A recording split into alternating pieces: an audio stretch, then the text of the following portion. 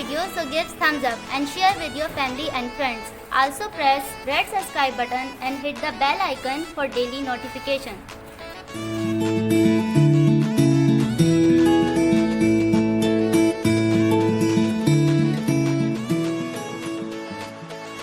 अस्सलाम वालेकुम, welcome back to my channel delicious cooking with Maheen. आज मैं आपके साथ शेयर कर रही हूँ एक बहुत ही मज़ेदार टी केक की रेसिपी। और इस टी केक को मैंने बनाया है ऑयल से। मैंने इसमें कोई भी एक्सपेंसिव आइटम यूज़ नहीं किया, मैंने इसमें बटर नहीं यूज़ किया, इसमें मैंने ऑयल का यूज़ किया है। और घर में मौजूद चीज़ों के साथ ये बहुत ही आसानी से बन जाता है। तो चलिए देखते हैं इस मज़ेदार से टी केक को बनाने के लिए हमें किन चीज़ों की ज़रूरत है। तो मज़ेदार सा टी केक बनाने के लिए यहाँ मेरे पास हैं 3 अदद अंडे हैं। ये रूम टेम्परेचर पर है, इसको मैंने फ्रिज से पहले ही बाहर निकाल के रख लिया था। तकरीबन 1 कप चीनी है, बल्कि 1 कप से मैंने 2 टेबल स्पून थोड़ा कम ही कर ली थी, लेकिन अगर आपको मीठा ज़्यादा पसंद है तो आप पूरा 1 कप भी ऐड कर सकते हैं। 1.5 कप है मैदा, इसको मैंने छान के रखा हुआ था, आप भी छान कर ही यूज़ करिएगा। और आधा कप मिल्क है, दूध, ये भी रूम टेम्परेचर पर है। 3/4 कप ऑयल है और 1 टेबल स्पून है बेकिंग पाउडर। इसके अलावा हम लेमन एसेंस और वनीला एसेंस यूज़ करेंगे। तो यहाँ पर मेरे पास 3 अदद अंडे हैं, इसको मैं हल्का सा बीट कर लूँगी, कुछ सेकंड तक बीट करूँगी। और इस केक को बनाने के लिए मैं इलेक्ट्रिक बीटर यूज़ कर रही हूँ, लेकिन अगर आप इलेक्ट्रिक बीटर नहीं यूज़ करना चाहते तो आप हैंड विक्स भी यूज़ कर सकते हैं, लेकिन उसमें टाइम थोड़ा ज़्यादा लगेगा। तो यहाँ पर मैंने चीनी भी डाल दी है और इसको हम अच्छी तरह 5 मिनट तक बीट करेंगे ताकि ये फ्लफ़ी भी हो जाए और इसका कलर भी चेंज हो जाएगा। तो यहाँ पर आप देख सकते हैं कि मैंने इसको 5 मिनट तक बीट किया है, इसका कलर भी चेंज हो चुका है और ये फूल भी गई है। तो इसमें मैं ऐड कर दूँगी ऑयल। 3/4 कप ऑयल लिया था मैंने और आधा कप दूध। तो ये दोनों चीज़ें भी ऐड करके इसको हल्का सा बीट कर लेंगे। तकरीबन 1 मिनट तक मैं इसको और बीट कर लूँगी।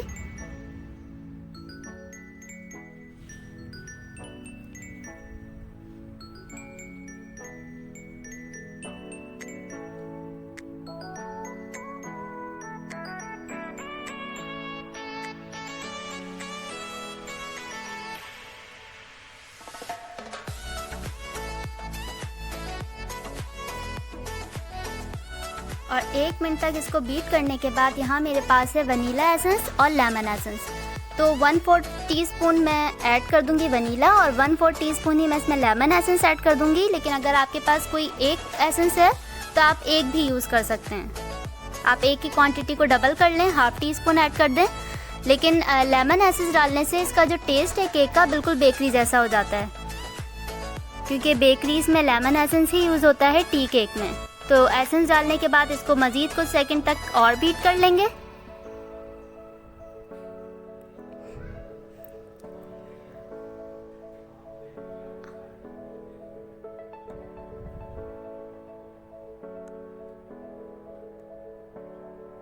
तो यहाँ पर मैंने कुछ सेकंड तक इसको बीट कर लिया है।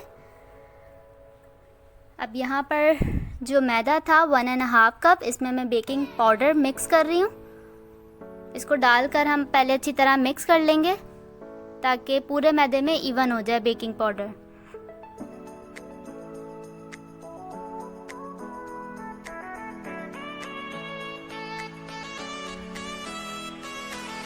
और मैदे को मैंने पहले से ही छान लिया था 2 दफ़ा, तो आप भी छान कर यूज़ कीजिएगा, इससे केक का रिज़ल्ट बहुत अच्छा आता है। तो थोड़ा थोड़ा करके हम इसको ऐड करते रहेंगे और मैं इसको मिक्स कर लूँगी। और मिक्स करने के बाद मैं इसको थोड़ा सा इलेक्ट्रिक बीटर से भी मिक्स करूँगी, लेकिन मैं अभी स्पैचुला से इसलिए मिक्स कर रही हूँ ताकि ये उड़े नहीं।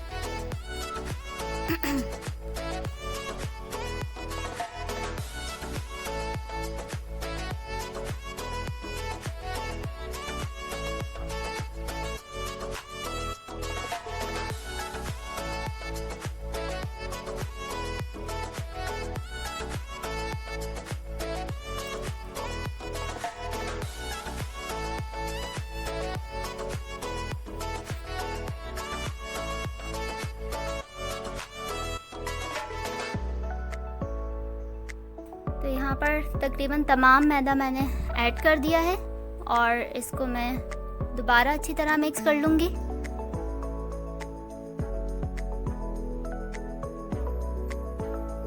और स्पैचुला से पहले अच्छी तरह मिक्स करने के बाद मैं इसमें थोड़ा सा इलेक्ट्रिक बीटर भी चला रही हूँ ताकि मैदे के अंदर जो भी गुठलियाँ वगैरह हैं वो भी ख़त्म हो जाए। लेकिन इस स्टेज पर हमने बहुत ज़्यादा मिक्स नहीं करना, हम इसको कुछ सेकंड ही मिक्स करेंगे।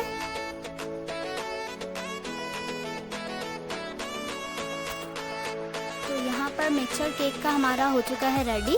और यहाँ पर मेरे पास है अशरफियाँ, इसको मैंने बिल्कुल छोटा छोटा कट कर लिया और इसमें मैं थोड़ा सा डाल रही हूँ मैदा, तकरीबन 1 टेबल स्पून मैदा डाल रही हूँ और इसको अच्छी तरह मिक्स कर लेंगे। और मिक्स करने के बाद हम इसको केक के मिक्सचर में ऐड करेंगे, क्योंकि अगर हम अशरफियों को ऐसे ही डाल देते बगैर मैदे के तो ये नीचे जाके बैठ जाती हैं, तो इसलिए मैंने इसमें मैदा ऐड किया है। तो अशरफियाँ ऐड करने के बाद इसको अच्छी तरह मिक्स कर लेंगे।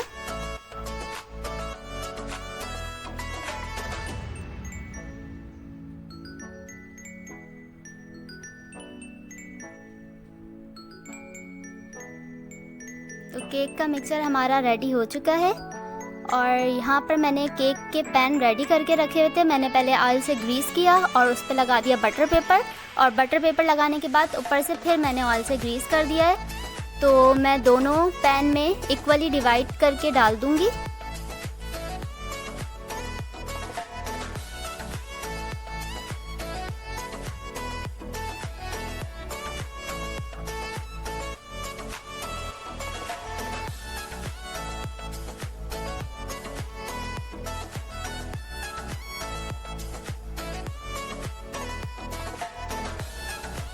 तो यहाँ पर मैंने इक्वली डिवाइड कर लिया और ऊपर भी मैंने थोड़ी सी अशरफियाँ चॉप करके डाल दी थी। तो अब यहाँ पर पतीली पे मैंने रखा हुआ है चूल्हे का स्टैंड, और पतीली को मैंने 5-10 मिनट तक प्री हीट भी करने के लिए रख दिया था। और इसमें मैं ये रख दूँगी केक, और इसकी फ्लेम मैंने मीडियम रखी है और इसको बेक कर लेंगे तकरीबन आधे घंटे तक। और दूसरी पतीली पे मैंने रख दिया था हार्ट वाला केक, और हार्ट वाला जो केक था इसका जो पतीली थी ये छोटे साइज़ की थी, तो इसलिए ये बहुत जल्दी बेक हो गया। तो अब इसमें नाइफ इंसर्ट करके देख लेते हैं, तो ये बिल्कुल क्लीन आई है। तो अब मैं इसको बाहर निकाल के रूम टेम्परेचर पर ठंडा कर लूँगी। तो यहाँ पर जो केक है सर्कल वाला ये भी बेक हो चुका है, और इसको बेक होने में तकरीबन लगे हैं 50 मिनट्स। अब इसके अंदर मैं नाइफ इंसर्ट करके चेक कर लूँगी, तो ये बिल्कुल क्लीन बाहर आई है। तो अब मैं इसको बाहर निकाल लूँगी, और बाहर निकालने के बाद इसको कर लेंगे रूम टेम्परेचर पर ठंडा। तो यहाँ पर मैंने इसको बाहर निकाल लिया और इसको रूम टेम्परेचर पर मैंने ठंडा कर लिया, और हार्ट वाला जो केक है वो ठंडा हो चुका है। और यहाँ पर मैं आपको एक बात बताती चलूँ कि हार्ट वाले केक को मैंने रखा था छोटी वाली पतीली में, यानी कि जिस पतीली में मैंने बेक किया उसका साइज़ छोटा था, तो इसलिए ये बहुत जल्दी बेक हो गया। लेकिन जबकि ये राउंड वाला केक है, इसकी जो पतीली का साइज़ था वो बड़ा था, इसलिए इसको बेक होने में ज़्यादा टाइम लगा, तकरीबन इसको 50 मिनट्स लगे हैं। तो अब दोनों केक बेक हो चुके हैं। मैं इसको भी रूम टेम्परेचर पर ठंडा कर लूँगी और इसके बाद इसको डीमोल्ड कर लेंगे। मज़ेदार सा टी केक बिल्कुल तैयार है। और इस टी केक को बनाने के लिए मैंने बटर का यूज़ नहीं किया, मैंने ऑयल का यूज़ किया है।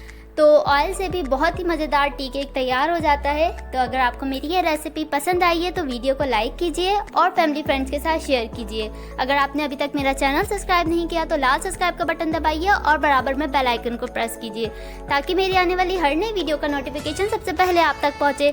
मैं फिर आऊँगी एक और अमेजिंग और यूनिक सी रेसिपी लेकर, तब तक के लिए अल्लाह हाफिज़।